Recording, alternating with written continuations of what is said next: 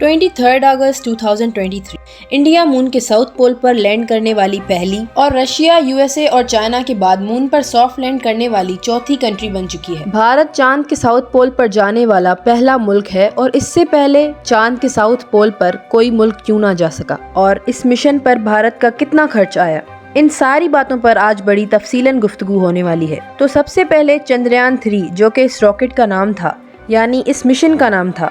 तो चंद्रयान एक संस्कृत का वर्ड है जिसका मतलब है मून क्राफ्ट, यानी चांद पे जाने वाला रॉकेट। इससे पहले चंद्रयान गया, वो नाकाम हुआ। चंद्रयान 2 गया, वो भी नाकाम हुआ और इस बार चंद्रयान 3 सक्सेसफुल गया और ऐसे वक्त में कामयाब हुआ जब ठीक 2 दिन पहले रशिया ने 50 साल बाद अपना मिशन साउथ पोल की जानिब भेजा था और वो लैंडिंग के दौरान तबाह हुआ था। यानी रशिया सिर्फ 2 दिन पहले इसी मिशन पर और इसी जगह पर फ्लॉप होता है और इंडिया कामयाब हो जाता है, लेकिन अमेरिका अभी वहां पर नहीं पहुंचा है और उसे 2025 में वहां पर पहुंचना है और चाइना भी इसी डेकेड में वहां जाने की प्लानिंग कर रहा है। तो पूरी दुनिया में ये बात चल रही है कि ये बड़ा हैरान कुन है कि ऐसा मुल्क जो बहुत ज्यादा तरक्की याफ्ता नहीं है वो चांद पर कैसे चला गया। तो चंद्रयान 3 की ये इंटरेस्टिंग स्टोरी आपको इसी वीडियो में बताएंगे, लिहाजा वीडियो को एंड तक जरूर देखिएगा। आप तमाम देखने और सुनने वालों को अस्सलाम वालेकुम।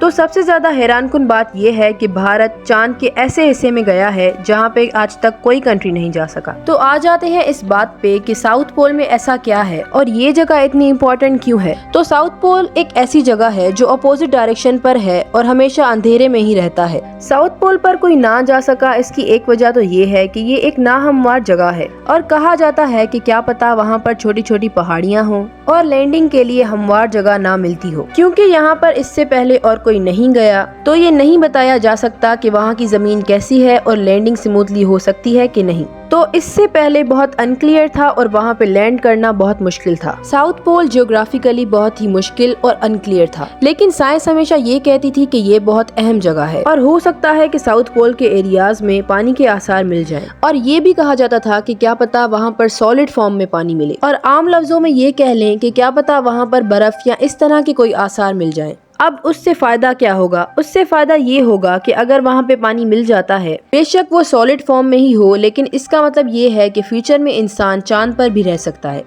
सिर्फ पानी ही नहीं बल्कि पानी की मदद से हाइड्रोजन और ऑक्सीजन भी हासिल की जा सकती है और यही वजह है कि साउथ पोल को बड़ी अहमियत दी जा रही है और असल जिंदगी का हिस्सा वहीं पर तलाश किया जा रहा है। और एक और अहम बात, अगर साउथ पोल पर पानी के आसार मिल जाते हैं तो रॉकेट के लिए फ्यूल भी बनाया जा सकता है। अगर रॉकेट के लिए फ्यूल वहाँ से बन जाता है तो उसका ये फायदा होगा कि अगर कोई स्पेस मिशन अर्थ से मून तक जाता है तो वहाँ पे जाकर अपना बेस स्टेशन बना सकता है, जिसे इंटरप्लेनेटरी भी कहा जा सकता है, जहाँ से रॉकेट रिफ्यूल होगा और दोबारा उड़ान भरने के लिए तैयार होगा। वो मार्स पर या उसके अलावा दूसरे प्लैनेट्स पर भी जा सकता है। तो जो सफर उसे जमीन से करना पड़ता है, अगर उसे वहाँ पर पानी और फ्यूल मिलता है तो चांद को बेस स्टेशन बनाकर आगे की तरफ जाएगा। तो ये एक बहुत बड़ी रेवोल्यूशन बन सकती है और इसी वजह से इंडिया का उस हिस्से पर पहुंचना बड़ी अहमियत का हामिल है। और अगर नेक्स्ट टाइम वहाँ पर पानी तलाश किया जाता है और वो इसमें कामयाब हो जाता है तो आप इस मिशन का अंदाजा बड़े अच्छे तरीके से लगा सकते हैं। ISRO यानी इंडियन स्पेस रिसर्च ऑर्गेनाइजेशन ने 14 जुलाई को इस मिशन को भेजा और सबसे हैरान कुन बात यह है कि पहले जितने भी मिशन जा चुके हैं उनसे सबसे ज्यादा वक्त इस मिशन ने लिया है। उसकी वजह क्या है? इसकी वजह ये है कि पहले ये रॉकेट जो है वो जमीन के अराउंड घूमता रहा है और अपनी रफ्तार को बनाता रहा है और उसके बाद ही अर्थ के ऑर्बिट से निकला है और फिर चांद की तरफ गया है और चांद पर जाकर भी अपनी स्पीड को रिड्यूस करने के लिए चांद के अराउंड चक्कर लगाता रहा है। 14 जुलाई को ये मिशन भेजा गया और 5 अगस्त को ये चांद के ऑर्बिट में दाखिल हो गया था और 5 अगस्त से लेकर 23 अगस्त तक अपनी स्पीड को रिड्यूस कर रहा है और अपने दायरे को कम कर रहा है और उसके बाद ये सॉफ्ट लैंडिंग के लिए तैयार होता है। तो चलिए अब हम मून मिशंस के बारे में कुछ जान लेते हैं।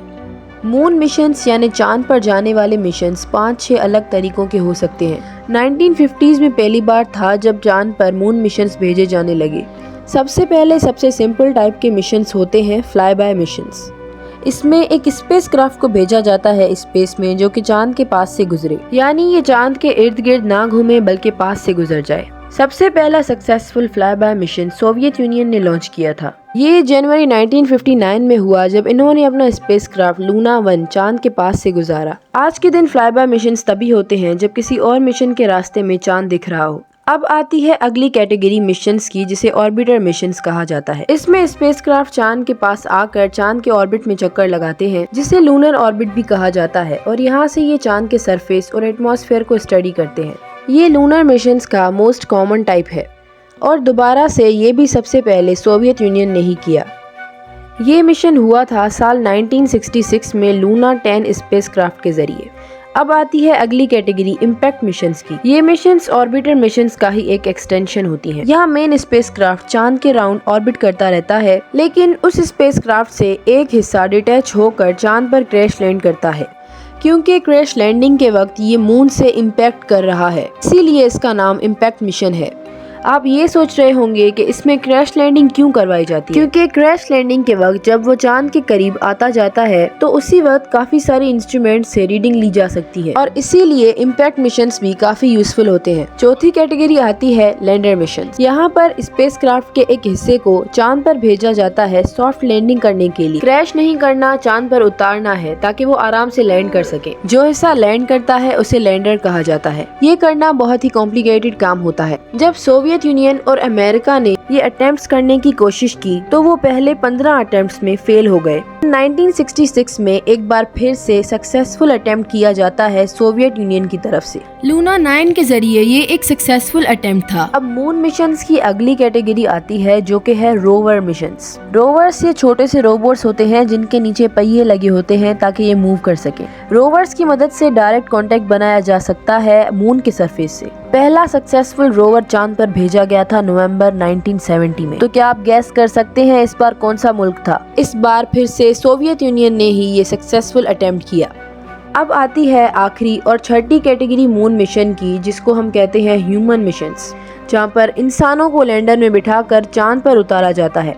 अब ये एक ऐसी चीज है जो अमेरिका ने सोवियत यूनियन से पहले सक्सेसफुली की, और ये हुआ 1969 में जब नील आर्मस्ट्रांग ने सबसे पहले चांद पर कदम रखा।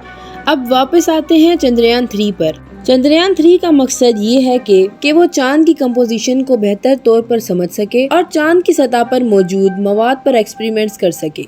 चंद्रयान 3 3 हिस्सों पर मुश्तमिल है, जो कि हैं प्रोपल्शन मॉड्यूल, लैंडर और रोवर। प्रोपल्शन मॉड्यूल लैंडर और रोवर को मून के ऑर्बिट में लेकर जाता है। ये एक बॉक्स नुमा स्ट्रक्चर है जिसमें एक तरफ सोलर पैनल और दूसरी तरफ लैंडर के लिए जगह होती है, और लैंडर, जिसका नाम विक्रम रखा गया है, वो मून पर सॉफ्ट लैंडिंग का जिम्मेदार होता है। इसकी भी एक बॉक्स नुमा शेप होती है जिसकी 4 टांगे होती हैं, और इसके पास 4 लैंडिंग थ्रस्टर्स होते हैं जो 800 न्यूटन का थ्रस्ट पैदा करते हैं, और ये स्मूथ लैंडिंग करने में मदद देते हैं। अब आते हैं रोवर पर, जिसका नाम प्रज्ञान रखा गया है। ये एक 6 व्हील्ड व्हीकल है जिसका वजन 26 किलोग्राम है। इसका काम है चांद की सतह की कंपोजिशन, वहाँ पर पानी और बर्फ के असरात का मिलना, चांद के एटमॉस्फेयर के चेंजेस और चांद पर किए गए इम्पैक्ट्स की हिस्ट्री मालूम करना। दोस्तों, एक ल्यूनर डे अर्थ के 28 डेज के बराबर होता है, यानी 14 दिन की रात और 14 दिन की सुबह। चंद्रयान को अपना mission lunar day light period में करना है, यानी अर्थ के 14 दिन। चांद की रातें इतनी सर्द होती हैं कि वहाँ पर किसी भी इंस्ट्रूमेंट का काम करना पॉसिबल नहीं है, क्योंकि वहाँ का टेम्परेचर -130 डिग्री सेल्सियस या -208 डिग्री फ़ारेनहाइट होता है। और अब आखिर में आते हैं कि इस पर खर्चा कितना आया। दिसंबर 2019 में ISRO ने इस मंसूबे की इब्तदाई फंडिंग की दरख्वास्त की, जिसकी रकम 75 करोड़ रुपए है, जिसमें से 60 करोड़ रुपए मशीनरी, आलात और दीगर चीज़ों के अखराजात को पूरा करने के लिए होंगे, और बाकी के 15 करोड़ रुपए ऑपरेटिंग के लिए मांगे गए थे। अमित शर्मा, एक ISRO के वेंडर के CEO, ने कहा है कि लोकल इक्विपमेंट और डिजाइन को यूज करके हम कीमत को काफी हद तक कम कर सकते हैं। प्रोजेक्ट के वजूद की तस्दीक करते हुए ISRO के साबिक चेयरमैन के सेवान ने कहा है कि सब मिलाकर तकरीबन खर्चा 615 करोड़ रुपए यानी $90 मिलियन तक होगा। दोस्तों, यहाँ पे हम इंडियन रुपए की बात कर, इसमें हमने एक और चीज देखी कि इसमें भारत ने वक्त बहुत ज्यादा लिया है। तो आज के लिए बस इतना ही। अगर आपको ये वीडियो पसंद आई हो तो वीडियो को लाइक करें और चैनल को सब्सक्राइब करें। तब तक अपना और अपने प्यारों का ख्याल रखिएगा। अल्लाह हाफिज।